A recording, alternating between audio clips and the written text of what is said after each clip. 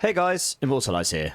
So I've been testing out the Hydra build on the Season 9 PTR using the new unique amulet, Ophidian's Iris, and I've been having an absolute blast with it.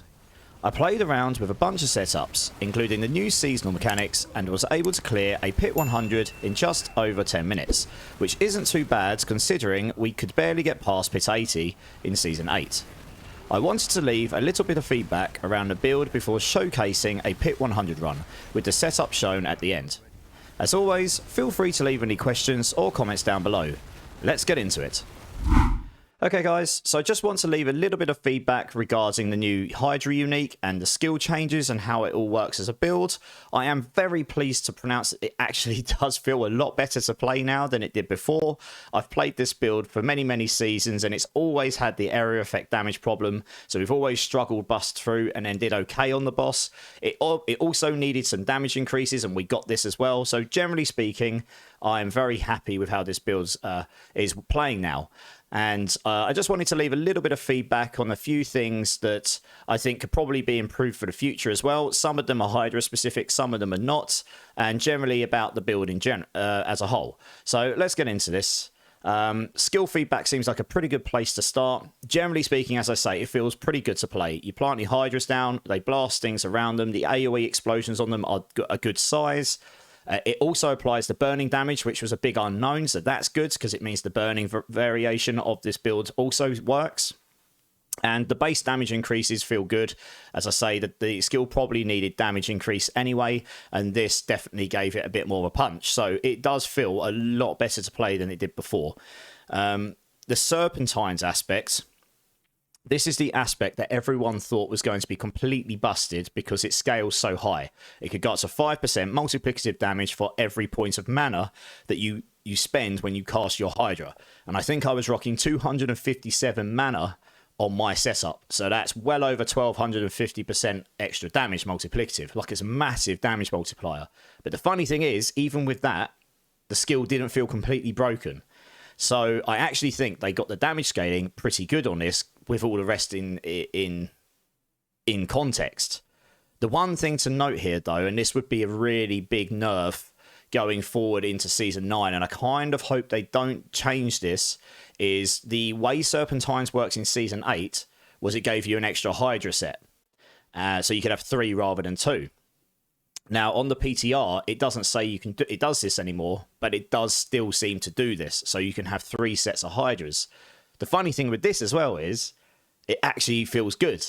Like, I did a pit 100, but I didn't blast it. I did it in about 10 minutes. It could possibly be more optimal, but I had extremely good gear and it didn't feel broken. I think if you took this third set of Hydras away, the skill would actually start to feel a bit on the weaker side again, which would be a real shame. I'm a little bit biased because I love the skill, but honestly, you know, it's a build that everyone's wanted to play for a long time. It actually feels pretty good on the PTR. It could possibly even need a little bit of punch as well as other things, but it really doesn't need to have a good third of its damage taken away from it. So I hope that what I would recommend is just to make the default of Hydra 3. You could have 3 instances of Hydras anyway, just by default. It feels like a good number, especially where you've got the reduced Hydra heads. Secondly, one of the choice nodes offered the skill, Invoked Hydra. This is the node that gives you plus 30% crit chance when you've crit recently. So it helps you get your Hydra crit chance up to 100%. It kind of feels unnecessary on the critical damage variant, because you can just cap your critical chance without this really easily, especially with Esu's Veracity on, which you're obviously going to take in this setup. That's 40%. The Amulet gives you 11.1 or something by default if you've got a greater affix in it, so that's 50. Then you get your Dexterity crit chance. You're up to 70 to 80% already, and then you can get the other amount easily without needing that choice node. The problem is, I guess you take that choice node, but you don't really need to, and then it just feels a bit wasted. So I think this node could probably use some love, especially since the critical damage variant was actually the weaker variant still. This could possibly use some extra critical damage on it or something to help with, if you're going to go into a critical hit damage version of Hydra, this node is really good to take regardless of needing the critical chance or not. That would really help there. The lucky hit chance was doubled by base. This feels good. Before, it just felt a little lackluster. Now it feels more impactful. Anything lucky hit chance does actually feel like it happens. Like I'm using my firewalls on lucky hit chance, and with my hydras and everything else going off, I can see them landing on the floor every now and then in my enchants. So I found that to be pretty decent. So I think this was in a pretty good spot. This one here is an interesting one. So they changed it so that the unique will make your hydra skill a core skill. Now, this is great. It should, in theory, unlock a whole world of things for you for power and all these avenues for different interactions you didn't have before. But the reality is it actually really doesn't, which is a real shame. And there's a few reasons for this. It just doesn't feel very impactful. So Battlecasters aspect. This is the aspect where your conjurations, when they lucky hit, have a chance to give you +1 rank. Up to now 10 ranks rather than 5. And it lasts for a long time. So you can stack these very quickly. 10 ranks of Hydra should be really, really impactful, given you only get 5 by default when you max it in the skill tree. The problem with this is the ranks don't scale your damage on Hydra anywhere near enough. So even 10 ranks of Hydra from this aspect still feels weaker than the other choices, because we've only got a very, very limited number of aspect slots. So you're normally going to take one of the other damage aspects over this, because this doesn't end up matching the damage, which is a real shame. There's no other scalars or interactions related to the level of the skill, which makes it feel like the Hydra rank really makes a difference. And honestly, this is not something specific to Hydra. There are lots of skills that have this same problem. The multipliers across your build just completely flood out the level of your skill. And because of this, things like the Starless Skies Mythic Ring becomes a weaker choice than other things. Because although, yes, it's got core skills on it, attack speed, critical chance, lucky hit, it's got really good stats on it, it has a nice multiplier on it, so it is definitely a usable item. When you got to the end game, the Tower of Shards was just better, because it gave you more multiplicative damage and then what the core skills would give you with the multiplier and everything else. And you can cap out your attack speed and critical chance elsewhere. And then you honestly needed at least one legendary on the build, because you need some cooldown and the other aspects just generally work out better.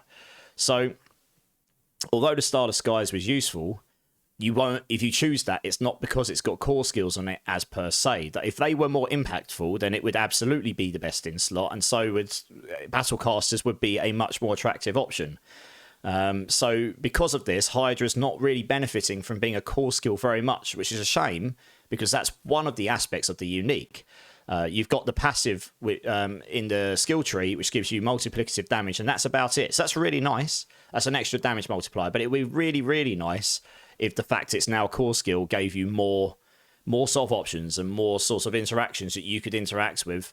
And that's just something, I don't think that's going to change too much for Season 9, but that's something going forward that hopefully can be looked at as a whole as a game. That's an enormous amount of rebalance, so I can't imagine we'll see that for Season 9. But I wanted to bring it up because it really is something that it would be very nice if the skill ranks of skills really played a bigger sort of part to your build. You actually were chasing. It's a rarer stat. You don't get them in as many places. It would be much nicer to be able to stack those, get your damage, and then the multipliers are nice on top of that. I've got a couple of bits of glyph feedback here. We've got 2 glyphs for Sorcerer that are conjuration focused. We've got Conjurer and we've got Invocation.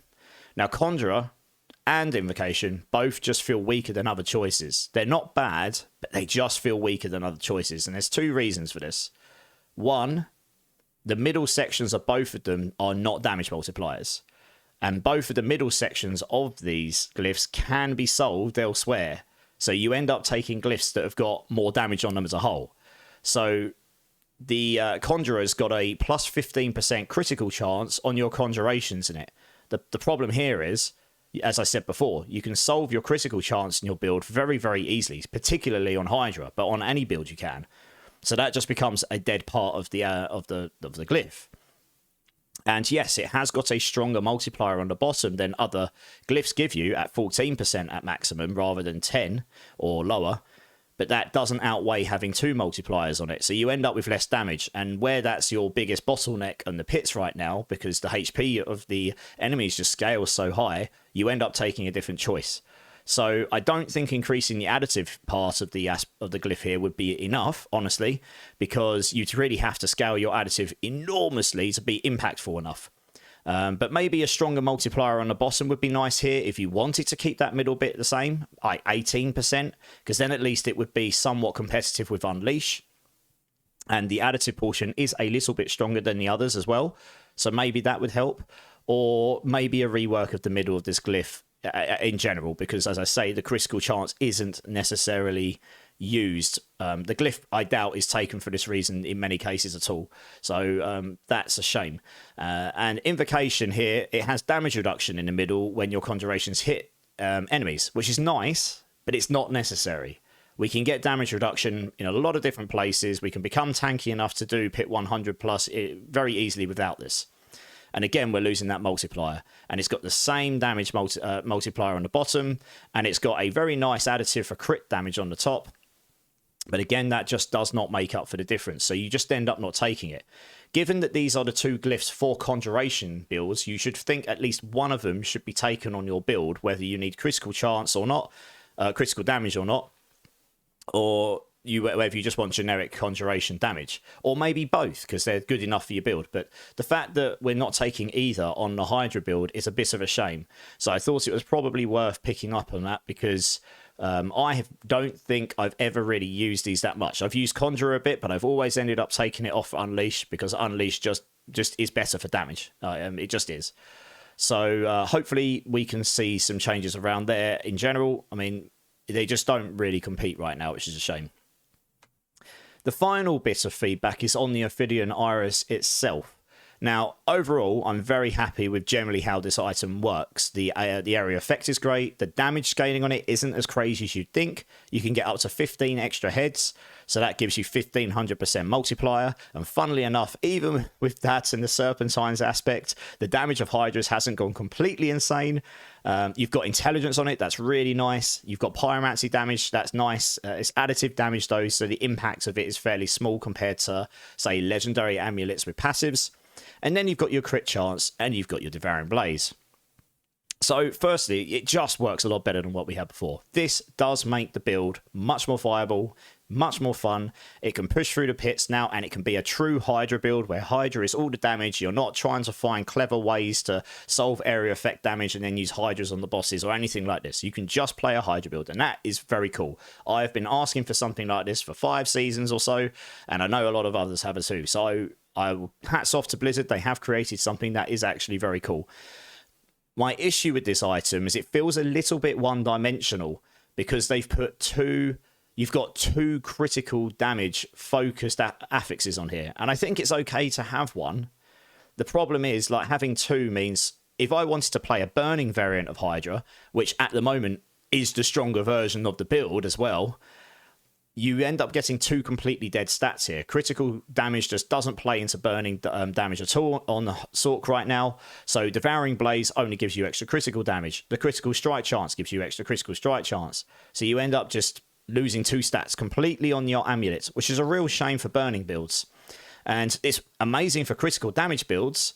So I'm not saying we should change this to be like great for burning and not for critical damage, but I feel like at least one of it. I think Devouring Blaze is probably the one I would change, honestly. It would be really nice if this was something a little bit more generic, so it works. So you can go, I want to play this version of Hydra, and it will work with either or. We've got 2 versions of Hydra we can play right now, and this amulet is really focused towards one. It would be really nice if it actually works a bit better for both. Primordial Binding would be the obvious go-to. I know that might make the item too good, but honestly, it probably wouldn't make you completely cracked. But if not, maybe something like Inner Flame or one of the other passives that just gives you some damage multiplier. So Inner Flame would actually make critical damage worse, but maybe they could just put more ranks of Inner Flame on there to make up for the lack of Devouring Blaze damage. And then Hydra could benefit, the burning version can benefit from this as well. I think the critical damage version of this build needs a bit of help in the skill tree, as I've mentioned before. But overall, that would make this amulet just a really good all-round Hydra amulet. It would work for both builds. And I feel like this was one thing that kind of grated on me, but you have to use this amulet. Without this amulet, the Hydra just does not work very well at all. I've used it before, as I say, I've been using it, it's great, but it just didn't work as well without it. The other part I wanted to mention on this is I cleared a pit 100 in 10 minutes, but that was with extremely good gear, like very, very good gear. Someone is going to have to grind the absolute hell out of the season, and even then, they may not still get the same level of gear I had. I had absolutely GG uniques and mythics and perfect masterworking, and the only thing I didn't have GG is the legendaries because they were a bit harder to get, and the masterworking was a bit bugged on the PTR. So one thing I thought might be cool is, especially since a lot of people fed back that it was a shame that we didn't have as many Hydra heads anymore, because everyone always loved the fact that you could go around with huge pools of Hydra heads everywhere, is you could possibly make this so instead of summoning a 3-headed Hydra, up it to 4 heads, but instead what you would do is you would make it so it goes over 4 heads instead. So, yes, you would lose 100% multiplier on your Amulet unique, but you would gain 33% extra damage output from Hydra heads. So you'd have a few more Hydra heads, so people would have their Hydra head sort of charm and vibe. It would give you a little bit more damage, particularly why I think this would be a good idea, is it would help you in that middle to sort of mid-late endgame section.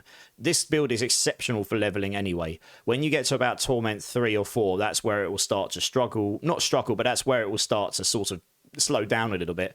And that will just give you a little bit more damage output early on, and you're shifting it more into this. Initially gives you those Hydra heads, and then you can work towards overstacking them. And it will give you a little bit more punch as well, so it will make it a touch easier to hit that pit 100 without needing absolutely GG gear. So I thought that might be a good idea. It would smooth out the progression, and it would generally give you a bit of a bump as well. And that on top of the making it so you can keep your +3 Hydra sets rather than +2, I think that would be super useful as well. So that's about it for the feedback, guys. I've had a really great time playing this build. I know I've just given a whole bunch of feedback, but honestly, some of those are nitpicky and some of those are just, I really want this build to feel amazing. I really want it to be a really good build, and I think they're like 90% of the way there. There's just a few bits here and there that could honestly come together to make it one really nice package as a build, and hopefully some people can have a great time with it in Season 9. So I'm going to lead you on to the showcase of the build. At the end of the showcase is the show of the setup, guys, items and Paragon and such. So be sure to check that out. If you've got any comments, guys, make sure you leave those down below. I'll get back to you when I can. And if you've got any other questions or any suggestions, let me know. And until next time, guys, keep safe, and I'll see you in the next video.